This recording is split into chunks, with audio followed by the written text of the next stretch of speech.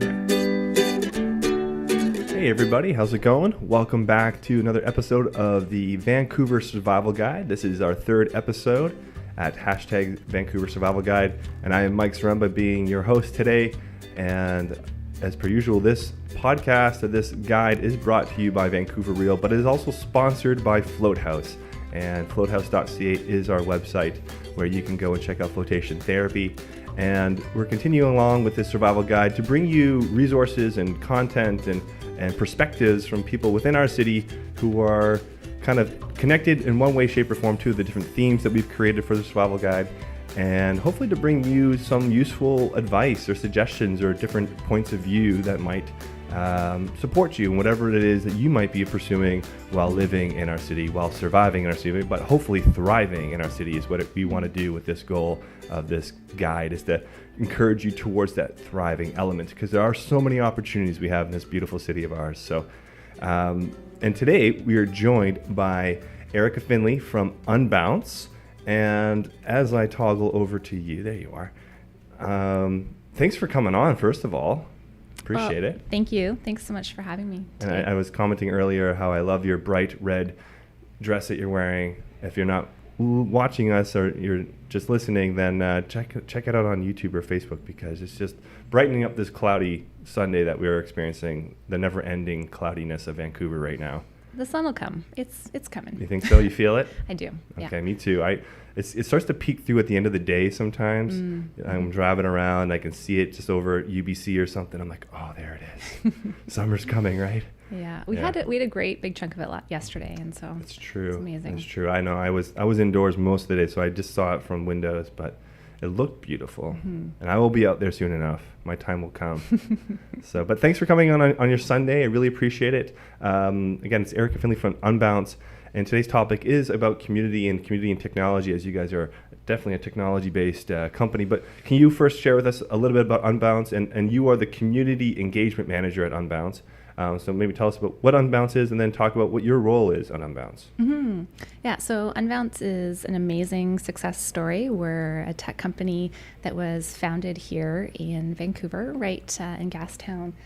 2009, there were 6 co-founders, and it's an amazing story because they all got together. Rick Perot, Ollie Gardner, Carter Gilchrist, Jason Murphy, Carl Schmidt, and Justin Stacy. So the pressure is on there, you know? Yeah. And five of the founders are still involved in the business day to day. Cool. Very cool. And that just creates a really unique and amazing company. They've grown sustainably. We're now at just over 180 people. Wow. And we build conversion tools for marketers. Okay. So landing pages. The landing pages, yes. I've learned what the necessity of a landing page is now since starting Floathouse. So landing pages, what else do you guys provide for people? So the landing page is kind of our bulk. Okay. It's our big product. Yep. And we have an app. You can go in, and you don't need a whole tech team or developers to create your landing page. So I'm sure you've had this experience where you just want to change one thing on the page. Yes. Or you want to make some updates. You wouldn't necessarily need to call your web developer that you've contracted out. You can just get in there and do it yourself. Okay. Which is huge. It kind of relieves that pinch point or that pain of having to go to IT to do it. Okay, cool. As well as we have the ability to create a couple different variants, so you can test different landing pages and how they perform and how you can get those conversions. So we're all about converting people, getting them to fill in their information or buy the product.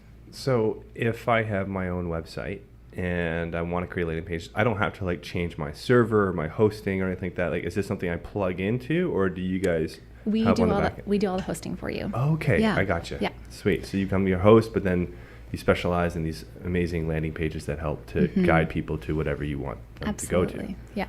And we have a world-class customer success team that can help entrepreneurs or marketers or the marketing teams to make these landing pages incredible and to do the job that they're meant to do. Awesome. Okay. Well, I have more landing page questions, but that's not really the focus of today. I was rhyming off the pen in my head there.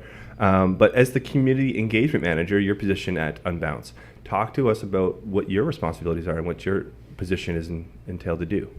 So I'm very fortunate in that I'm able to work with our founders. So Rick Perot, our CEO, and Carl Schmidt and Carter, Jason, and Oh no! I should have gone through all 6 of them again. So okay. basically, all the founders. Yeah, all the founders. Amazing people. So really, there was this need to let Vancouver know that we, as a company, were here.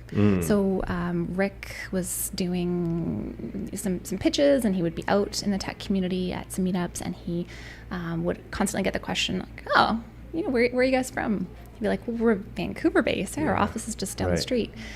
And for us, having our whole business online, having global customers, it was difficult in those days to get the awareness that we were a Vancouver-based company. Right, and that's super important, right? Yeah, absolutely. And so what Rick did is that he was really intentional, and along with our other great team members, built a community events space. Okay. So we have a huge spot in our office that is dedicated to hosting meetups, technical events, and that we ourselves as staff get to use. So we can host up to 200 people. Wow. We've got kegs on tap. We bring in some food. Like alcohol kegs? Okay. Yeah, so it's a really incredible place because it is the hub of the tech community, and we're hosting about 100 events a year. Wow. Which is 2 to 3 a week, and they are a full gamut of everything from our own open houses, so where we invite the community to come check us out, check out what a great place we are to work, and get a chance to meet our team and other people in the community. Cool. We host not-for-profit fundraisers. We're really involved with an organization called Ladies Learning Code. Okay. So increasing diversity in tech is specifically when it comes to getting women into more technical roles is something we're really doubling down on this year. And so we're set to host about 50 workshops where we have women who are entrepreneurs, or maybe they're working within kind of a standard industry, but they would like to be able to know how to program their website or work with their own Shopify site to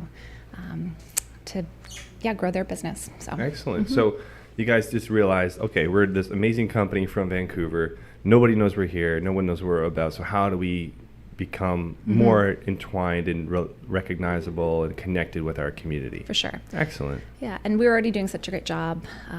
Like Ollie Gardner travels all over the world and speaking, and so we had this great presence internationally, but just needed to put that emphasis on building community here in Vancouver. Excellent. Cool. And so I think some of our questions will get into why you guys feel that's so important. But so the last few weeks, as I mentioned, we've been talking about community here on the Vancouver Survival Guide and how to engage more of those around you.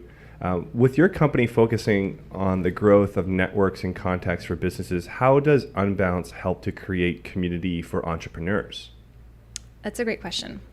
So we have a discounted plan and a whole opportunity for startups and for entrepreneurs to connect with us, and we will work with them to get their landing page up, as well as give them a significant discount on that page. Cool.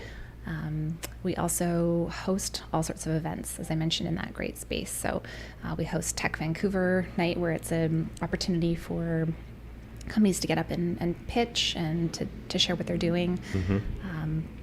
And I think that, also our involvement in the Technology Community Alliance, which is more about our involvement from the social impact side, but it's also we're working on creating a stronger, more vibrant ecosystem for the tech community, which is going to be able to support and foster entrepreneurs as they start up. Very cool. So why do you feel it is important for entrepreneurs to, even no matter what stage they're at, to start to get somehow connected with their community? You mean community from like the community that they do business in, Yes. or the greater community? I think of the Vancouver? community they do business in for sure. Obviously, that's going to bring in different referrals and clientele. But yeah, maybe even beyond that, just like in terms of their neighbors that maybe aren't going to be their direct clients necessarily. But why is it important still to be involved with the community? Like, why did Unbounce want to get involved with their community? I think it's just part of the DNA of our company. We are committed to being a responsible company and know that we have now kind of built our business and done well, and it's time for us to give back and to make that difference. There's some really significant needs close to where we have our offices, and also we started in Gastown. There's some big social issues in Vancouver. 100%. Actually, kind of ties into my next question here. Yeah, and sorry. Yeah, go ahead, please. You got more to say. I want to hear. And as a tech, I mean, we're still really there's still focus on resource companies being our driving economic force here in the province. But the reality is that the future is technology, and even those older, more established companies are looking towards pivoting to being tech focused or tech first. Right. And so as tech employees, there's a few things that, that we can all do. Most tech employees are making more than the average employee, also supported more. Tech companies are very much about being employee first. Okay. And so I think with that support from a corporate standpoint, you're able to make a difference. Right. Because you're not in such dire straits. Right. You have a little bit more resources of your own time, your own mental capacity, your energy to give back. Absolutely. Opportunity to share your expertise, and have that either be volunteer hours that your company pays for. We have a matching program. So, if an individual's particularly committed about an organization, we just recently donated to Women Against Violence Against Women. It's one of our team members did a campaign over the fall called October, where he wore a tie every day. Okay. And he raised just under $3,500. Oh, and wow. So Unbounce will match, for any of our employees that are interested, we'll match up to $1,500. Cool. So that's pretty significant when you look at making an impact with an organization that you're really passionate about. Absolutely. That's huge. And it's doing fun campaigns like that too can just get everyone. I don't know. It changes the energy in the work environment as well too. So it's not just being given back, but it's also just creating good vibes, and inspiring people. So, how does Unbounce partner with, say, nonprofits in Vancouver wanting to get their word out there? Do you guys work with nonprofits at all? We do, yeah. In fact, that's a lot of my role. And just to kind of go back to that initial question that you had, and as the community engagement manager, the role that I'm fortunate enough to play at Unbounce is connecting the community, connecting not-for-profits to Unbounce and our employees to those not-for-profits. Right. And making sure that if we are lending our expertise, that it's the right fit. We've recently been working with a Vancouver-based not-for-profit called Peace Geeks. Okay. It does international work with refugees and immigrants and helping them connect to the services in their new homes. Oh, wow. And so very cool. They're running a campaign currently on one of our landing pages. One of our designers helped design the landing page itself. Okay. And the campaign is for them to get votes as part of a Google Impact Award challenge. Okay. So cool. It's pretty exciting to be able to help not-for-profits achieve their goals in these ways. Absolutely. Yeah. Very cool. We also do the donation bit too, where it's important for us with Ladies Learning Code. As I mentioned, we host all their workshops, and we also do give them a cash donation so that they can feed all their hungry learners. Yeah, absolutely. Yeah. That's excellent. No, I think it's so important to, obviously be connecting with the community, but then looking at who in your community, whether it's online or in person, are doing some pretty special things, and to really give them extra support in whatever way that can be. So, very cool. We also do, as part of this Technology Community Alliance, in association with the BC Tech Association, Yes. A ping pong tournament. So Oh, I don't know if you've heard about Tech Pong. I have heard of it. Yeah. Yes, Yeah. totally. It's growing. It is growing. So last year we had 27 different tech companies from all over Vancouver and raised $50,000. So for the last 3 years, we've raised just under $170,000 Wow. for Vancouver charities. That's amazing. It is amazing. Ping And pong. so- Who would have ping thought? pong. Well, if you go into a tech office, there is I guess it's always a ping pong always table? a ping pong table. Okay, Yeah. that makes complete sense. Yeah, it was that, but between ping pong and foosball, and Okay. I'm glad we went ping pong. Yeah. And so it's typically held in the fall. Sometimes we're looking at October again this year, Okay. and and we accept teams that aren't necessarily just tech as well. Okay. We had Colliers; they were Well, we're kind of tech insurance. here in Yeah, Vancouver Real. We exactly. use tech all the time. Yeah, I just met with Spud last week, and Okay. they were, and I was like, yeah, Spud, Spud could They're doing good stuff. jump in and Cool. have a team this year. So Okay, when is it again? What month? So we're going to do it in October, and right. it's a $1,500 buy-in. So Cool. you have to donate a minimum of $1,500, and Gotcha. of course, most teams raise double that. And Nice. yeah, it's a great opportunity to get out, have some fun, and also make come together as a community and make a big impact. Awesome. Love it. Super fun. Yeah. Yeah. Ping pong. Who doesn't love ping pong? What's the difference between ping pong and table tennis, though? Is there a difference? I don't know. That's a good question. I think Dig into that one. No, that's pickleball. Table, maybe it's bigger. I don't know. I don't know. I have to wiki that one. It's definitely ping pong, though, folks. So just know if you're a table tennis player, you're like, oh. Yeah. But maybe you can convert. All right. So your company is a young demographic for sure that is are. connected online throughout most of the day.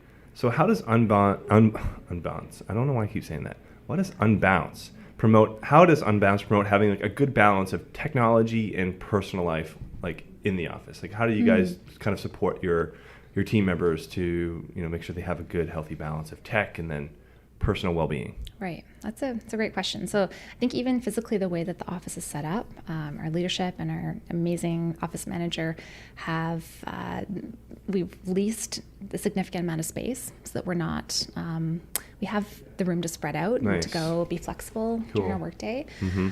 Also, there's plants, there's green walls, like just those little things Right. kind of make a big difference. Yeah. We stop work on Friday afternoons around 4:00, and everyone gets together and has some kombucha or Nice. tea or beer or wine, and we'll all just socialize for an hour Cool. before we head out for our Friday plans. Nice. And then we do things throughout the week, team building Nice. type. It's a priority for us to get our teams together to connect and bond. And we had a drum circle. Oh, cool. I That's so awesome. Yeah. That's so much fun. Yeah, I organized a drum circle. Good for you. I guess about maybe 2 months ago, and we had it on the floor, on this empty floor above our other 2 floors. Okay. We didn't really communicate to the rest of the company that this was happening. Yeah. And so they were all a bit concerned that Jumanji was coming. Wow. But those types of things. Yeah. No, that's great. So I heard space, the actual space, having lots of physical space. So you're not living on top of each other pretty much. Right. Greenery and life in the plant in the office there, just bringing plants in. I mean, plants. I mean, they're our relatives. Like they have DNA too, and they're awesome. So I get that. And then ending work early on Fridays. That sounds pretty awesome. Yeah, and then there's a whole host of really fantastic benefits that Cool. that we provide, including 4 weeks vacation, and there's a culture of taking the vacation and going off on an adventure, and Wow. and that's it's really unique. We also have a $500 health and wellness budget, so Cool. our employees could use it to float or buy a new snowboard. Cool. I was going to say, it sounds like the company culture there could be born to float, to be honest with you. I'm very curious. We'll have to talk about that a little bit more because it seems very synergistic. Obviously, people that work very hard but also need to decompress and enjoy life. And obviously, floating is kind of like a very powerful way to do that. But I got another question here for you. Okay, so living downtown can ask a lot of young professionals and families. So how do you take time out to disconnect in Vancouver? Do you have a place that you go to when you want to give yourself a break personally?